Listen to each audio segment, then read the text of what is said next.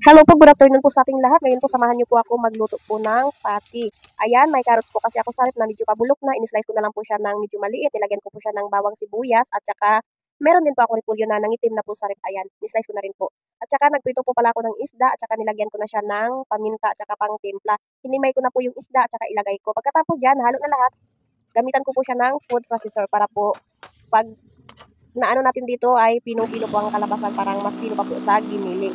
Ayan, antayin po natin na ganyan po ang kanyang kalabasan pinong-pino. Tapos nilipat ko na po siya sa isang bowl at saka nilagyan ko na siya ng harina at saka cornstarch. Nagbili lang po ako ng 5 pisong harina, 5 pisong cornstarch. Pagkatapos dyan, maglagay na rin po ako ng 2 pirasong itlog. Halu-haluin lang po natin hanggang ganyan po ang kanyang texture. Pagkatapos, nagpainit na rin po ako ng mantika at saka nag-try na po akong magluto. Sa totoo lang po, first time ko lang po ito niluto at saka first time ko lang din po itong matikman, lalong-lalo na po ang aking anak. Sana po magustuhan po ito ng aking anak.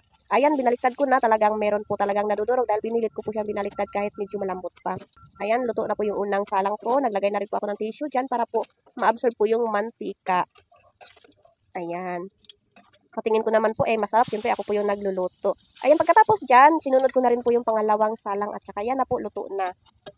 Tsaka yan na po ang kalabasan, lutong-luto na po ang ating patty. Hanggang tikman po natin ang ating nilutong patty na pinagmix yung isda, carrot at saka repolyo. Tikman po natin. Naglagay po ako ng ketchup. Ito po yung baon ng lunch ng aking anak. Sarap. Okay ah. First time ko lang kasi nagluto ng ganito. Sarap.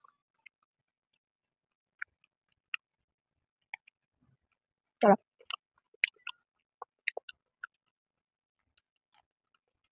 Pwede siya pang ulam, pwede din po siya pang merienda.